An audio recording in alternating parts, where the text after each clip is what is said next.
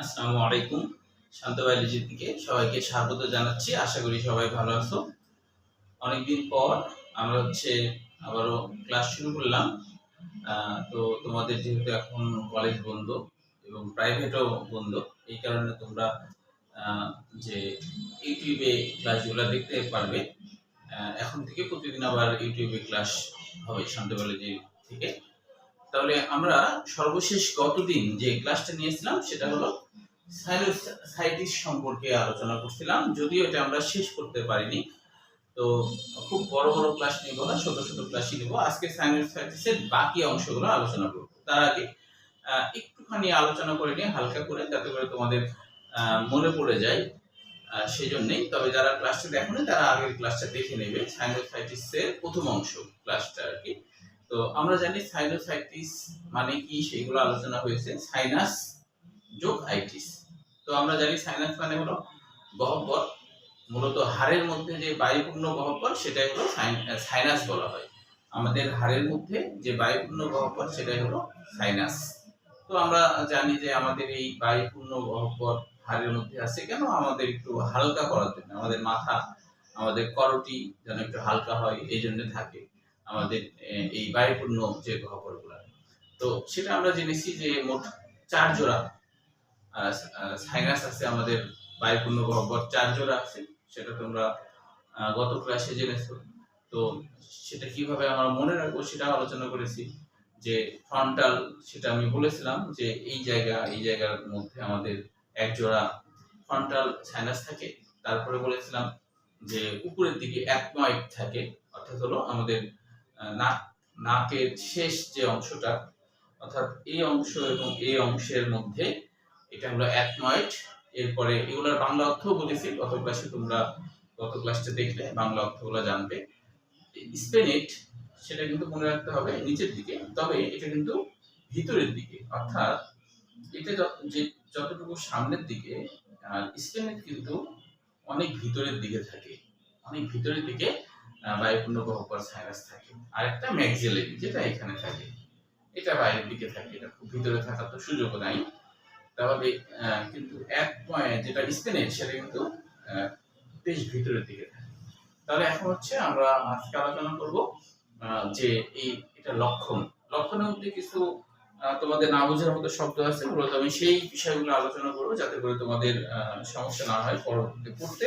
তো দেখো, রোগের কারণ কি কি কারণে রোগের কারণ, মানে কি কি কারণে রোগ হয়, এই বিষয়ে তোমাদের কিছু কিছু সমস্যা থাকতে পারে। যেমন দেখো, যে বলা হচ্ছে ঠান্ডাজনিত কারণে, না, 1 নম্বরে আছে যে সাইনাস গুলো বিভিন্ন ধরনের ভাইরাস, ব্যাকটেরিয়া আর ছত্রাক দ্বারা হতে পারে। এটা কিন্তু অনেক সময় বোর্ড পরীক্ষাতেও তোমার অথবা অ্যাডমিশনেও কিন্তু আসে যে নিম্নের কোনটি থেকে সাইনোসাইটিস রোগ হয় আর কি।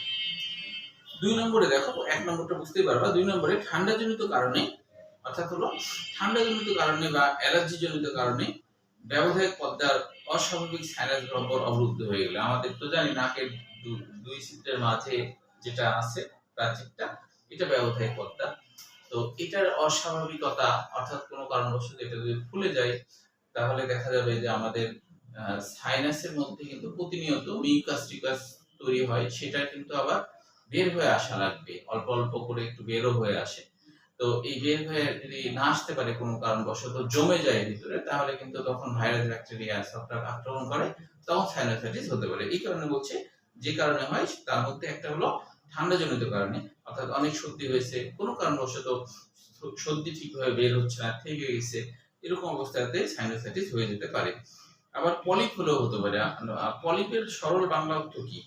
যে পলিপের সরল বাংলা অর্থ হলো ছোট লাউ সদৃশ গঠন, অর্থাৎ দেখতে লাউয়ের মতো গঠন হয়। এটাও নাকের ভিতরের দিকে হয়, এটা এরকম করেও কিন্তু দেখা যায় আর কি। তো নাকের ভিতরের দিকে বৃদ্ধি হয়। তো যদি বৃদ্ধি হয় তাহলে দেখা যায় সর্দি ঠিকভাবে বের হবে না, ভিতরে যে মিউকাস তৈরি হচ্ছে। আমাদের কিন্তু মুখমণ্ডলের মুখ গহ্বর, নাক এবং সাইনাস সব কিন্তু একটার সাথে একটা কানেকশন আছে, রিলেটিভ আর কি, একটার সাথে আরেকটা। এই কারণে দেখা যাচ্ছে কি, যে কোনো একটা জায়গা অবরুদ্ধ হলে সেইখানকার সাইনাস কিন্তু আর পাস করতে পারে না, তখন অটোমেটিকলি সেই জায়গাতে কিন্তু ভাইরাস, ব্যাকটেরিয়া, ছত্রাক আক্রমণ করে, যখন জমে যায় বেশি আর কি। তাহলে পলিপ হলেও ঠিকভাবে মিউকাস গুলো বের হবে না, সর্দি আকারে বের হবে না, তখন কিন্তু ঠিকভাবে বের না হওয়ার কারণে, অবরুদ্ধ হয়ে যাওয়ার কারণে, বাতাসের কানেকশন ঠিকভাবে না পাওয়ার কারণে তখন ভাইরাস ব্যাকটেরিয়া দ্বারা আক্রান্ত হয়। যদি অবরুদ্ধ হয়ে যায় কোনো একটা জায়গা, তাহলে এখানে পলিপ হলে অবরুদ্ধ হয়ে যায় বলেই কিন্তু যে কানেকশনটা অফ হয়ে যায়, তখন মিউকাস গুলো আমাদের বাইরের দিকে আসতে ঠিকভাবে পারে না, অবরুদ্ধ হয়ে যায়, তখন কিন্তু সাইনোসাইটিস হয়। দাঁতের ইনফেকশনের জন্য দাঁত তুলতে গেলেও সাইনাস হয়। কেন? কারণ দেখো, দাঁত তুললে সেখানে একটা ছিদ্র হয়, ওই ছিদ্রের মধ্যে দিয়ে কিন্তু আমরা জানি আমাদের দাঁতের সাথে কিন্তু, বিশেষ করে উপরের দাঁত তুললে হয় আর কি, উপরের দাঁত তুললে উপরের যে ম্যাক্সিলারি সাইনাস এইখানে আক্রান্ত হওয়ার সম্ভাবনা থাকে। কারণ এই দাঁত ছিদ্র হলে এদিক দিয়ে কিন্তু ভাইরাস ব্যাকটেরিয়া চলে যেতে পারে। যে আমাদের যে কানেকশন আছে একটার সাথে আরেকটা, আমাদের মুখ বিবরের সাথেও কানেকশন আছে, উপরে দাঁত তুললে সেখানে ছিদ্র হয়, ওই ছিদ্র দিয়ে কিন্তু ভাইরাস ব্যাকটেরিয়া চলে যেতে পারে, তখনও কিন্তু ইনফেকশন হতে পারে। তারপরে দেখো আরেকটা শব্দ আছে যে হলো 5 নম্বরে, যে অ্যালার্জেন, অর্থাৎ হলো যে অনেকের অ্যালার্জিক সমস্যা থাকে, ধুলাবালি এগুলোর কারণে কিন্তু তার হাঁচি কাশি হয়, এবং সেই সময় কিন্তু যে ভিতরে সাইনাস জমে যেতে পারে, তখনও তার হচ্ছে সাইনাস বের ঠিকভাবে না হলে তখন কিন্তু তার সাইনাসাইটিস হতে পারে। আর একটা হলো ইউস্টেশন নালী, তোমরা এটা জানো, ইউস্টেশন নালী হলো আমাদের মধ্যকর্ণ থেকে একটা নালী এসে গলার এখানে এসে মুক্ত হয়েছে, আবার এখান থেকে একটা নালী এসে গলার এখানে মুক্ত হয়েছে, এই নালীগুলোকে বলা হয় ইউস্টেশন নালী। ইউস্টিসি একজন বৈজ্ঞানিকের নাম, তো তার নাম অনুযায়ী এই নালীটা হয়েছে। তো তাহলে দেখো, যদি কোনো কারণবশত ইউস্টেশন নালী অবরুদ্ধ হয়ে যায়, তাহলে কিন্তু সাইনাস গুলোর সাথে কানেকশন, বাতাস চলাচলের কানেকশন বা মিউকাস পাসিং হওয়ার কানেকশন, এটা অফ হয়ে যাবে। অফ হয়ে গেলে তখন অবরুদ্ধ যে মিউকাস গুলো থাকে আমাদের সাইনাসের মধ্যে, সেটা কিন্তু ভাইরাস ব্যাকটেরিয়া দ্বারা আক্রান্ত হবে, এবং আক্রান্ত হলে কি মিউকাস গুলো অনেক বেড়ে যাবে, কিন্তু বের হতে পারবে না, অবরুদ্ধ যেহেতু, তখন কিন্তু আমাদের সাইনাসাইটিস হতে পারে। 8 নম্বর পয়েন্টে যেটা, সেটা হয়তো তোমাদের বেশি সমস্যা, সেটা একটু আলোচনা করি, সিস্টিক ফাইব্রোসিস।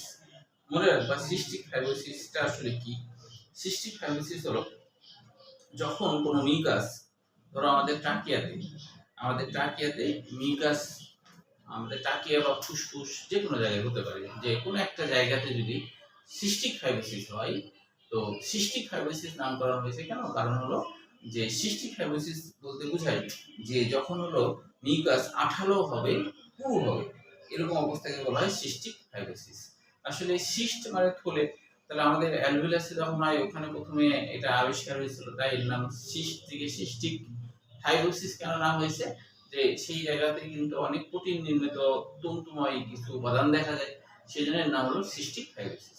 তবে শুধু যে ফুসফুসের অ্যালভিলাসেই হয় তা না, ট্রাকিয়া, বঙ্কাস এসব জায়গা হতে পারে। এখানে কোনো কারণবশত যদি মিউকাস বেশি পরিমাণে বের হয়, তাহলে এটার ফলশ্রুতিতে দেখা যায় যে অন্যান্য জায়গাতেও একই সমস্যা হয়, অর্থাৎ আমাদের সাইনাস গুলোতে মিউকাস খুব বেশি পরিমাণে বের হতে শুরু করে, সেখান থেকেও সাইনাসাইটিস হতে পারে। তো আমার মনে হয় যে তোমাদের কোনো সমস্যা থাকার কথা না। যদি সমস্যা থাকে কমেন্ট বক্সে তোমরা হলো প্রশ্ন করবা, আমি পরবর্তী ক্লাসে আগামী দিন আবার উত্তর দেবো। এখন দেখো, রোগের লক্ষণ খুবই গুরুত্বপূর্ণ, এমসিকিউ হিসেবে আসে পরীক্ষায়, তবে সাইনোসাইটিসটা কিন্তু সৃজনশীল, তবে লক্ষণটা কিন্তু এমসিকিউ হিসেবেও আসে। তো আমার মনে হয় যে এখান থেকে তোমাদের কোনো সমস্যা নাই রোগের লক্ষণ থেকে। তবে জটিলতার ক্ষেত্রে লাস্টের যে লাইনটা, সেখানে তোমাদের সমস্যা থাকতে পারে, সেটা হলো চোখে সংক্রমণের ফলে পেরি অরবিটাল ও অরবিটাল সেলুলাইটিস সহ আরো অনেক জটিলতা দেখা দিতে পারে।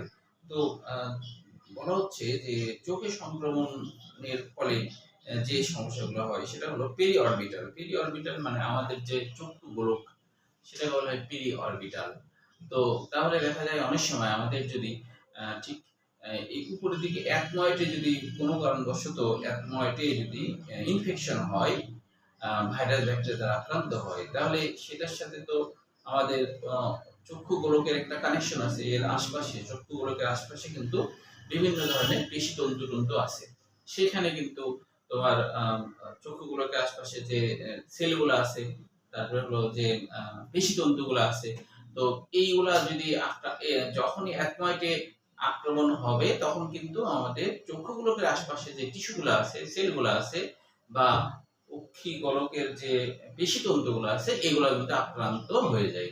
তাহলে আক্রান্ত যদি হয় আমাদের চক্ষু গোলকের খালি পার্শ্ব দিকগুলো যদি আক্রান্ত হয়, পার্শ্ব দিকের টিস্যুগুলো যদি আক্রান্ত হয়, তখন এর নাম হবে সেলুলাইটিস বলা হয়। কেন? সেলু মানে সেল বলা বোঝাচ্ছে, এবং এই সেল বলতে বোঝায় যে আমাদের চক্ষু গোলকের আশপাশে যে সেল আছে সেইগুলোতে আক্রান্ত হওয়া, এটা হলো সেলুলাইটিস।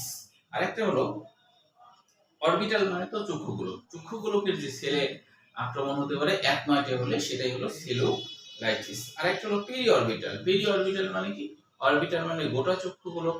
তাহলে গোটা চক্ষু গোলকের আশপাশে যদি এই আক্রমণটা হয়, অর্থাৎ আমাদের একমাইটে যদি সাইনাস হয় এবং তার ফলশ্রুতিতে কিন্তু একমাইটের পাশে যে অক্ষি গোলক আছে, গোটা অক্ষি গোলকের আশপাশে যদি তোমার ইনফেকশন হয়ে যায়, তাহলে সেটার নাম হলো পেরিঅরবিটাল। চক্ষুগুলোকে আশপাশ যদি অ্যাটাক হয়ে যায় তাহলে এটা হলো পেরি অরবিটাল। তাহলে এটাই হলো মূল কারণ, এবং সেটা লাল বর্ণের হয়ে যায়, রক্তবর্ণ হয়ে যায় আর কি পেরি অরবিটাল হলে। তাহলে প্রতিকারে আশা করি কোনো সমস্যা থাকার কথা না। তাহলে এই তারপরে তোমাদের সমস্যা থাকলে তোমরা আমাকে কমেন্ট বক্সে জানাতে পারো, আমি এর উত্তর দিয়ে দেওয়ার চেষ্টা করবো ইনশাআল্লাহ। আগামী দিন আমরা অটাইটিস মিডিয়া এটা আলোচনা করবো। তাহলে আজকের মতো এখানে ক্লাস শেষ করছি। আল্লাহ হাফেজ, আসসালামু আলাইকুম।